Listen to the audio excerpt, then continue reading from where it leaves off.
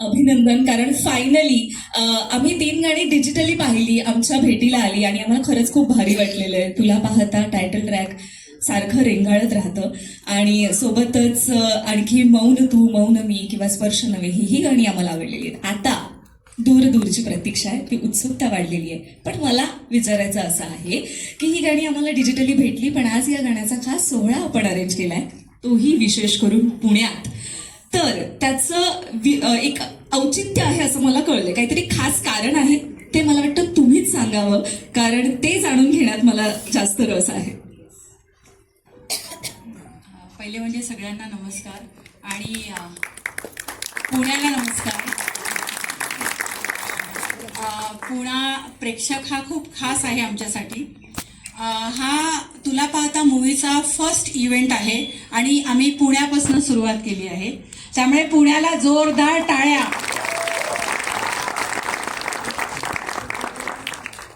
आता मला जो प्रश्न विचारला गेला त्याच्या उत्तराकडे मी वळते.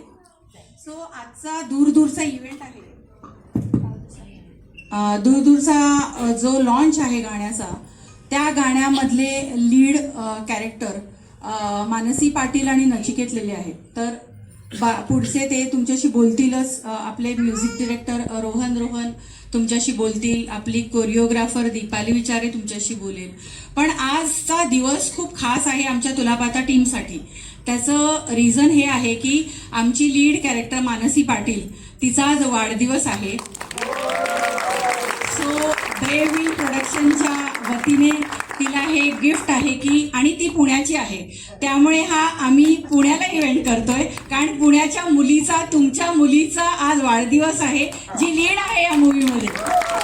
जोरदार टाळ्या मानसी पाटीलसाठी. मानसी प्लीज कमी.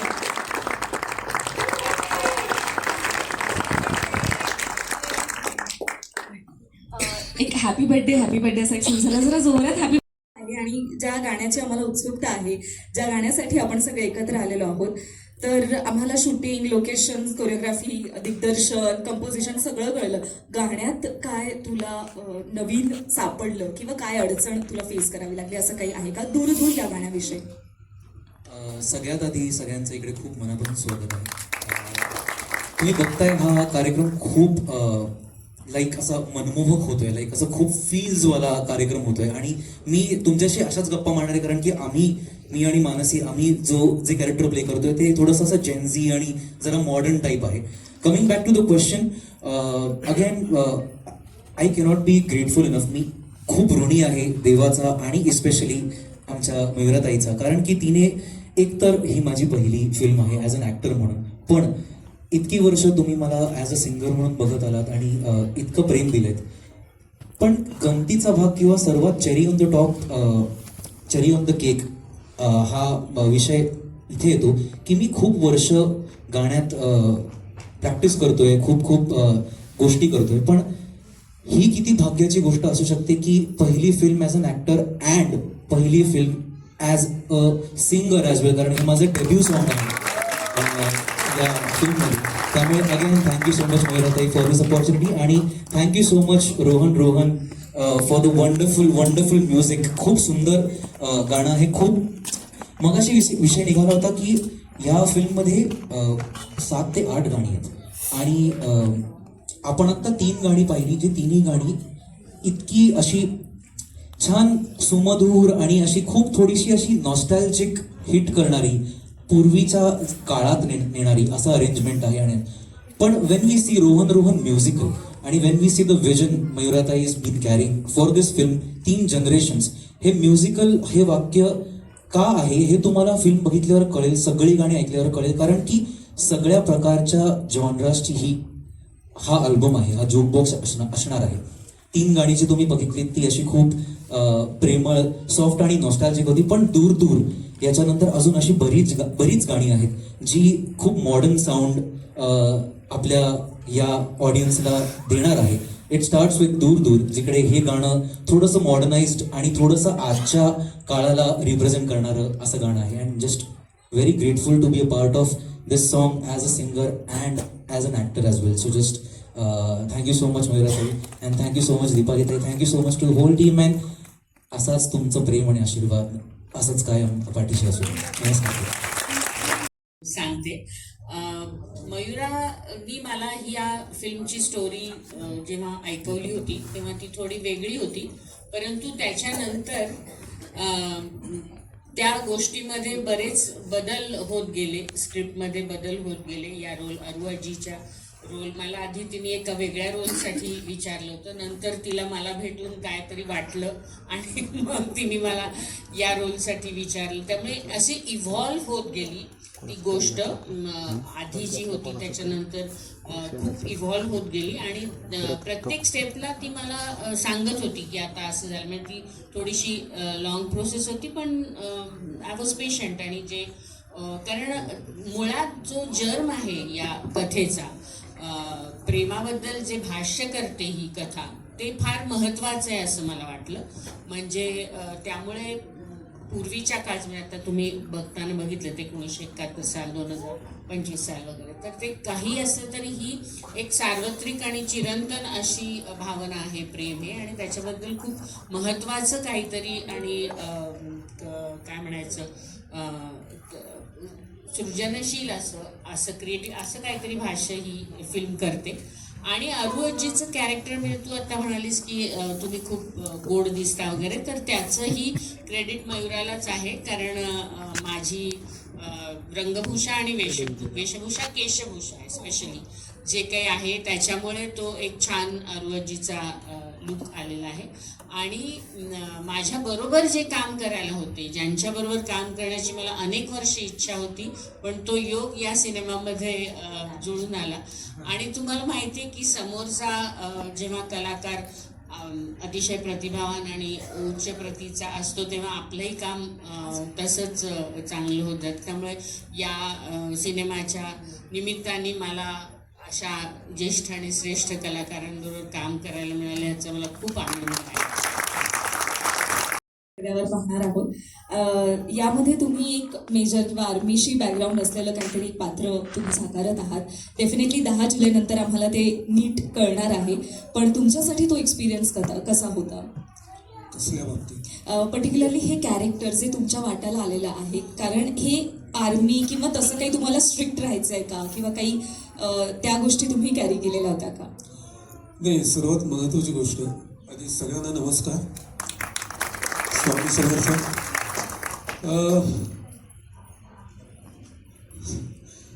मयुरा मॅम सर्वात महत्त्वाची व्यक्ती. ज्यावेळेला त्यांनी मला सांगितलं की असं असं करायचं, एक बराच काळामध्ये गेला आणि परत ज्यावेळेला आम्ही भेटलो त्यावेळेला मला सांगितलं की असं असं कॅरेक्टर करायचं आहे.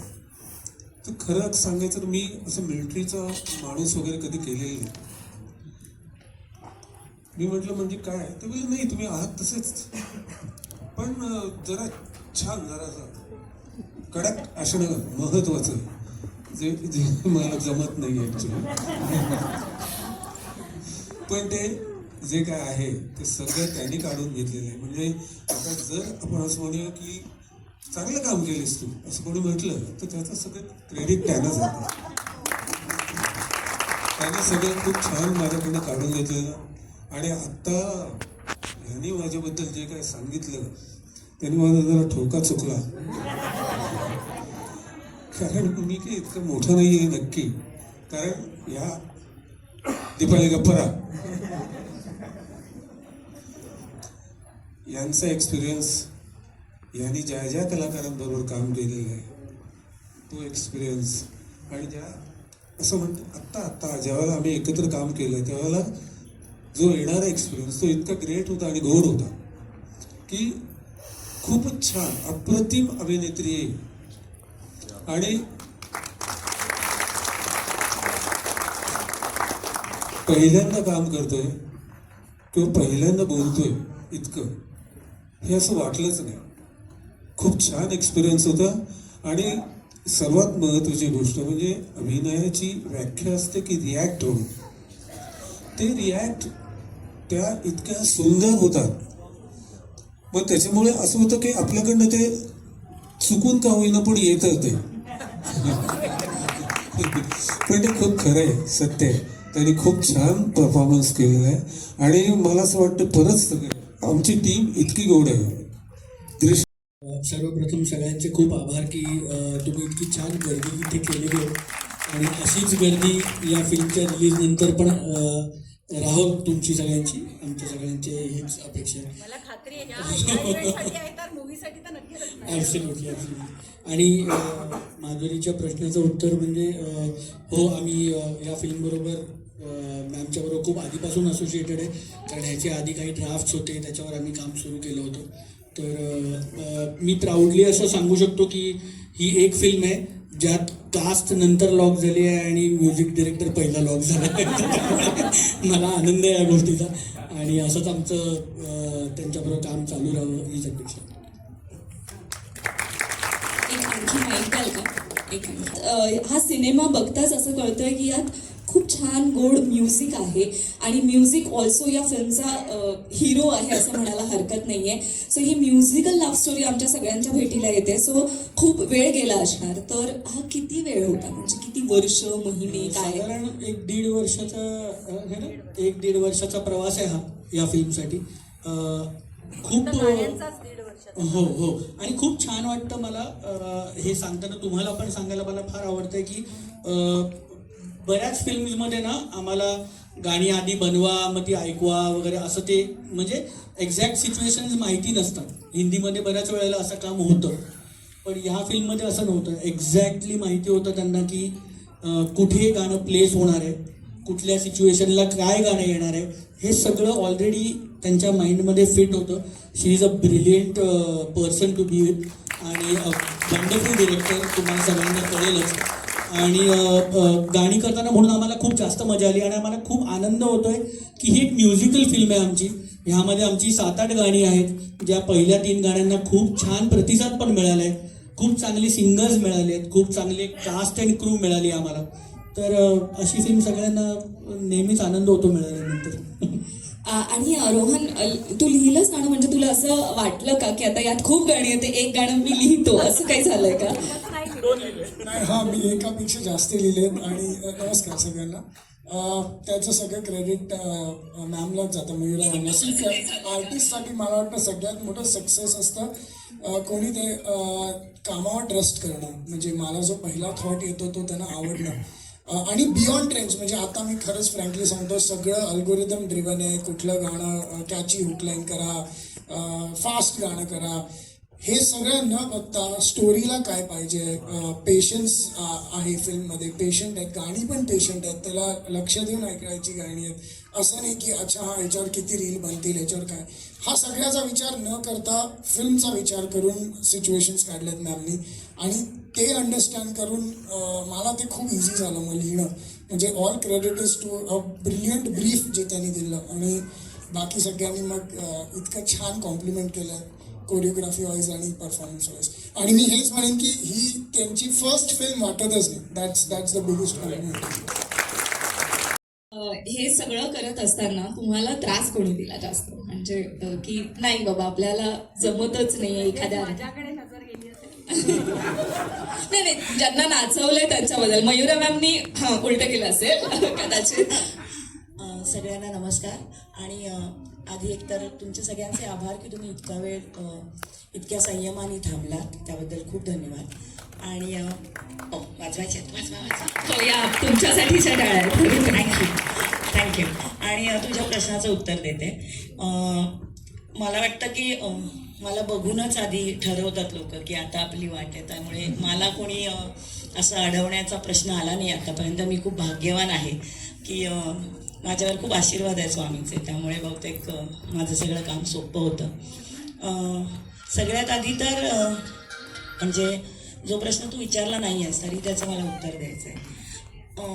या चित्रपटाशी मी संलग्न होण्याचं एकमेव कारण ही बाई आहे आणि हिने मला धरून सांगितलंय की नाही ही आपल्याला फिल्म करायची. आणि तिची जी पॅशन होती या फिल्मबद्दलची, पहिल्या मीटिंगमध्ये ज्या पद्धतीने तिने मला एक्सप्लेन केली ही फिल्म, तेव्हा मला असं वाटलं की काहीही झालं तरी मला ही फिल्म करायची.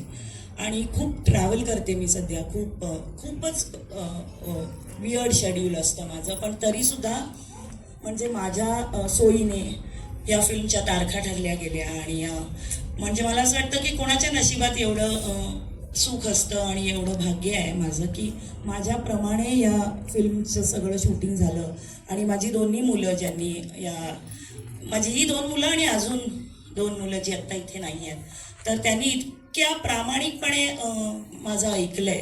तुम्ही हे आजचं गाणं जेव्हा बघाल तेव्हा तुम्हाला खरंच लक्षात येईल की किती कष्ट घ्यावे लागतात आणि मग मी दरवेळेला सांगेन की जेव्हा एखादा ॲक्टर रिहर्सल करतो तेव्हा तो एका प्लेन फ्लोअरवरती रिहर्सल करतो पण जेव्हा तुम्ही शूटिंग करता ॲक्च्युअल तेव्हा तुम्ही समुद्रावर असता तिथे वाळू असते तर तुम्ही जे फ्लॅट सरफेसवर नाचता ते तुम्ही वाळूमध्ये नाचूच शकत नाही. मग ते ऐकत्या वेळेला ना थोडे बदल होत जातात. मग मला असं वाटलं अरे वा हा डोंगर किती मस्त आहे जरा त्याच्या वर चला. मग ते माझ्याबरोबर ती ताफा पूर्ण वर जातो आणि हे करताना आम्ही तर तंत्रज्ञ ना आमच्याकडे आम्ही कम्फर्टेबल कपडे घालतो जेव्हा आम्ही सेटवर काम करतो पण आर्टिस्टला त्यांना जे दिले आहेत कॉस्ट्युम्स ते घालावे लागतात. आता तुम्ही जेव्हा हे गाणं बघाल तेव्हा तुमच्या लक्षात येईल की ते कॉस्ट्युम्स इतके सुंदर आहेत आर्टिस्टिकली बनवलेले आहेत आणि त्याच्यावरती आम्ही पण खूप काम केलं होतं आणि डिझायनरनी त्याहून जास्त काम केलं. त्यामुळे ना कोरिओग्राफरची खूप नाटकं असतात. मेरे को ऐसा चाहिए ऐसा लंबा होना चाहिए असं लांब दिसलं पाहिजे उडलं पाहिजे वगैरे असं खूप गोष्टी असतात आमचे खूप नखरे असतात. म्हणजे डान्स त्यामुळे बाकी सगळं खूप असतं आमचं की असं दिसायला पाहिजे तसं दिसायला पाहिजे म्हणजे समजा चुकून जेवढी टीम आहे त्याच्यात सगळ्यात आधी कदाचित मी असेल त्याच्यामध्ये कारण मयुरानी ह्याच्या आधी एक तारा नावाची शॉर्ट फिल्म केलेली होती की फिल्म बनवण्याच्या आधीची एक ट्रायल म्हणून ती पण खूप सुंदर गेलेली होती. त्याच्यात मी ॲक्टिंग करत होतो तेव्हा मयुराची माझी गाठभेट झालेली होती आणि त्या सेटवरती मयुरानी ह्या सगळ्या गोष्टी सांगितल्या होत्या की अशी अशी एक स्टोरी आणि आपल्याला करायची आहे म्हणून. तेव्हापासून तिच्या डोक्यात आहे. मीनवाईल मला असं वाटलं की बहुतेक कॅन्सल झालं इतका वेळ घेतला पण जेव्हा आम्ही शूटिंग करायला फ्लोअरवरती गेलो तेव्हा लक्षात आलं की तिने इतका प्रचंड अभ्यास केलेला होता त्या ओव्हरऑल स्टोरीवरती आणि इतर सगळ्या गोष्टींवरती आणि मी अगदी प्रामाणिकपणे सांगतो माझ्या आत्तापर्यंत 48 फिल्म झालेल्या आहेत ज्याच्यातली एक हॉलिवूडची आहे 2 साऊथ इंडियन आहेत बाकीच्या मराठी आहेत पण मी आत्तापर्यंत फर्स्ट टाइम एखादी फिल्म करणारी व्यक्ती इतकी सॉर्टेड बघितलेली नाही आहे टू बी फ्रँक. आणि त्याहून सगळ्यात महत्त्वाची गोष्ट म्हणजे 3 वेगळे जॉब त्याच्यात तिने पार पडलेले आहेत की जे खरं तर फुल टाईम जॉब आहेत. एक निर्माता म्हणून की जो फुल टाईम काम करणारा एक पोस्ट आहे त्याची लेखक पण तीच आहे आणि दिग्दर्शक पण तीच आहे पण त्या सगळ्याच्यात मगाशी तू जो प्रश्न विचारलास त्याच्यात आम्हाला सेटवरती काम करताना